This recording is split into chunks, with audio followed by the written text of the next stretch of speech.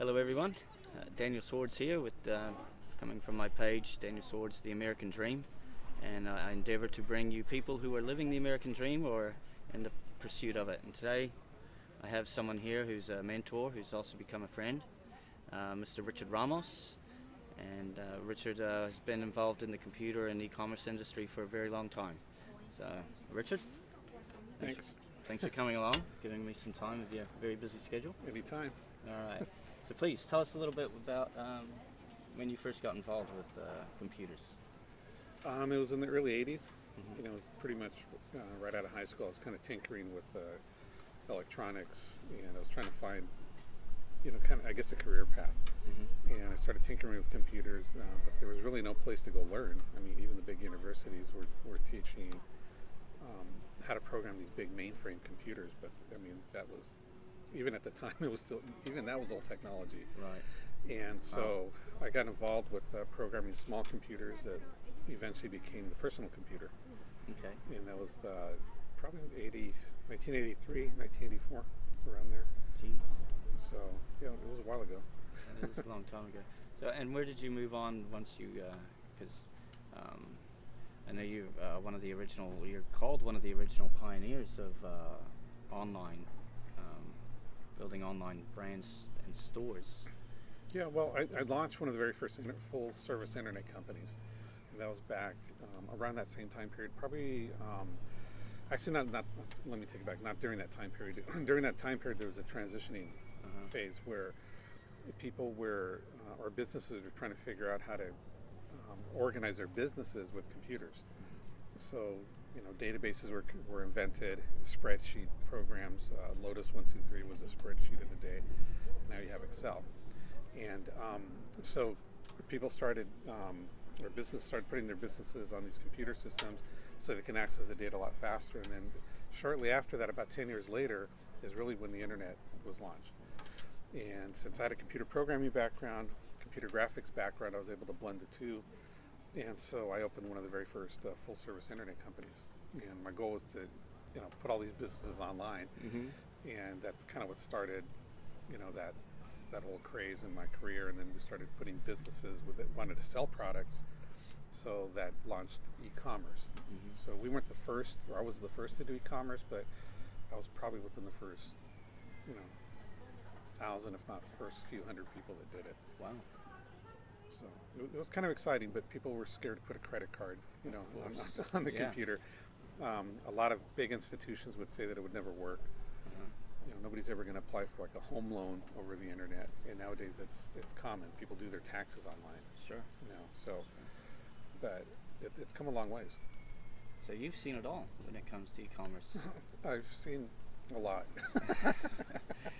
So there must have been a lot of trials and tribulations for you, a lot of struggles. Why did you persevere and get through them, and how did you manage? Well, because I had a programming background, and some of the first businesses that I helped were in the finance industry to keep track of their records. And then I helped to program a medical billing system, which connected to, at the time, like Medicare and stuff like that. So I knew where the industry was going. Not everybody saw it, but it was just a matter of time. It was just a matter of the connections to the internet getting a little bit faster, the bandwidth getting a little bit faster, that everything was going to change. And there's others, like you got companies like Amazon. I mean, they stuck it out. They did the same thing, and they got a lot of financing from Wall Street, and they went public, and they stuck it out. And today they're one of the world's largest companies. As a matter of fact, during the holidays, they dwarf every other retailer in the country.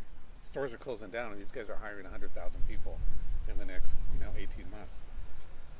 So, we knew that the times were going to change, and I knew that there was going to be a day, especially because of the internet, it really leveled the playing field. Right. You can create a company, you can create a look and feel that's even better than some of the big box stores. Right. The big mistake that the big box stores made was that they didn't invest in the technology. They thought it was a fad. So we knew that it was just going to be a matter of time that if they didn't invest in the technology, someone was going to come in with a garage type operation, like an Apple computer, like how they started in the garage, and they're just going to blow past everybody and potentially be one of the world's largest, companies.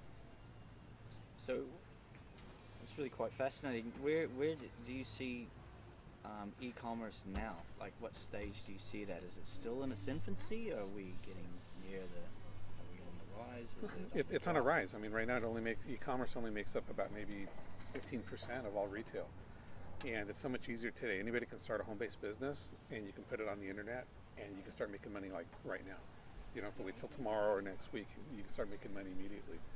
That was hard to do, even 5-10 years ago. Nowadays, pretty much everybody uses their phones. They're shopping with their tablets. So e-commerce is going to be it's a major player in this global economy. It's what's bridging the gap basically between all these different countries. There is no borders. Right. It doesn't matter what the politicians say that they can have tariffs for this and that. People are still going to find a way to buy products online. Sure. And I guess with countries like China, even if the tariffs did go up, as we think they may with our current president, the goods are still so cheap anyway that even if they can charge double and we're still getting it cheap. Right. And at the end of the day, like the business model that we have, we make money off the Chinese shopping from their own shops. So can you repeat that? With our business model, we make money off the Chinese when they're shopping in China. Wow. That's what e-commerce has done. It's bridged that gap where we can become transparent.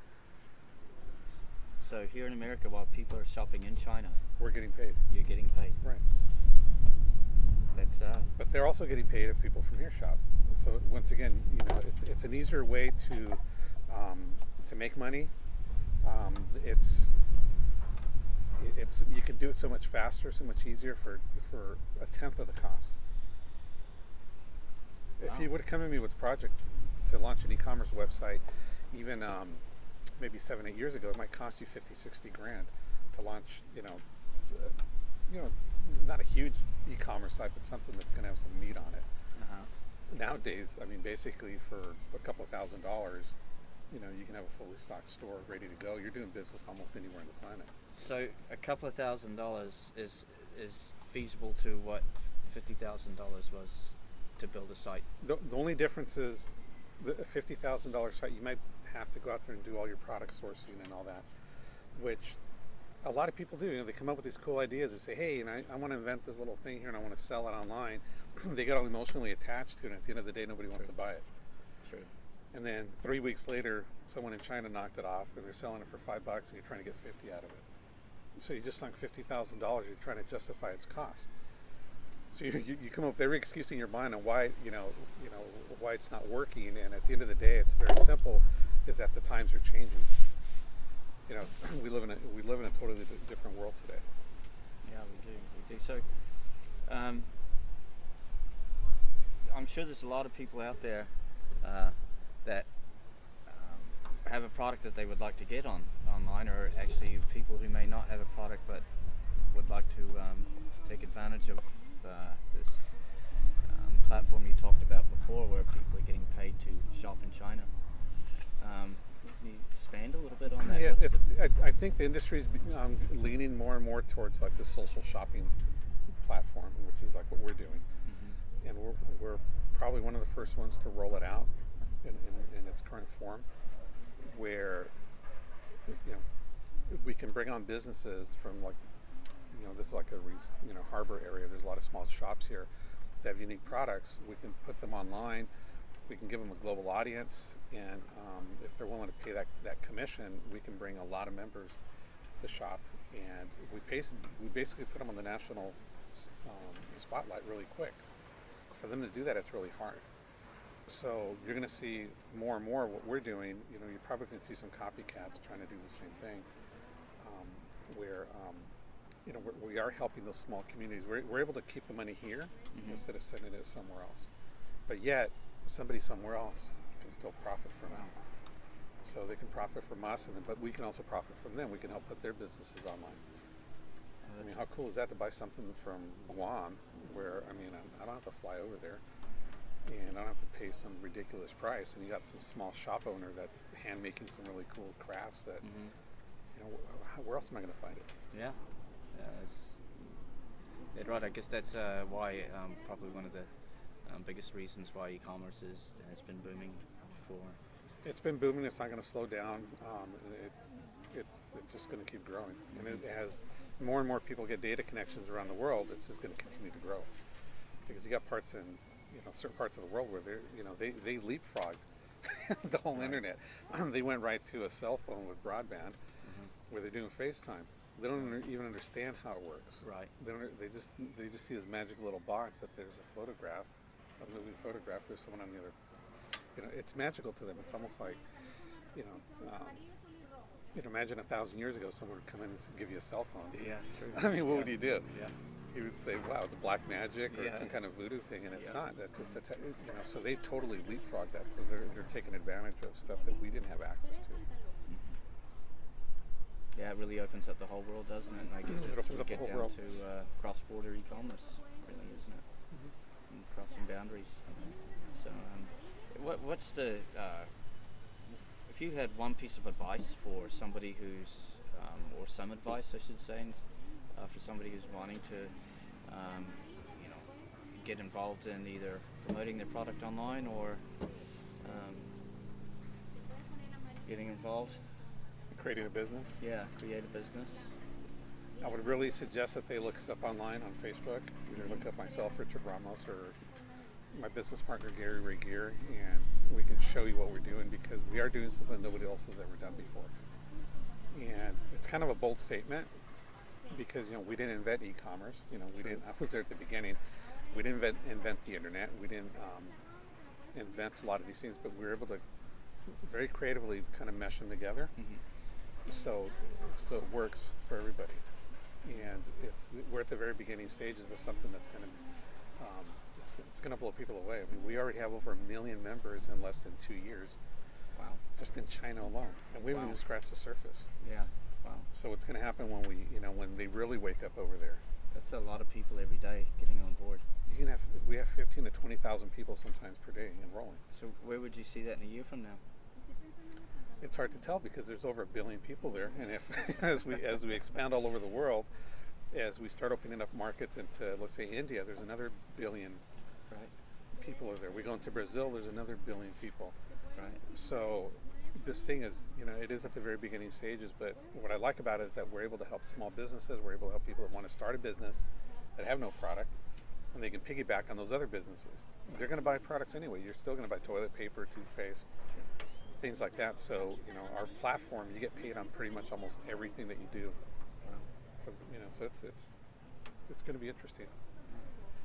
Well, that's very good, and thank you very much for your time, Richard. And as Richard said, please, anyone out there who's interested, get hold of Richard Ramos at Facebook.com. Facebook. Just look up Richard Ramos on Facebook. You'll see my face. Okay, there you go. Look up Richard Ramos on Facebook and make sure to get in contact with him. Thank you very much, people, and it's time to make a change. It's time to live the American dream. See you later. Yeah, never give up. Never give up. Never. Thanks very much. Take care. Right on.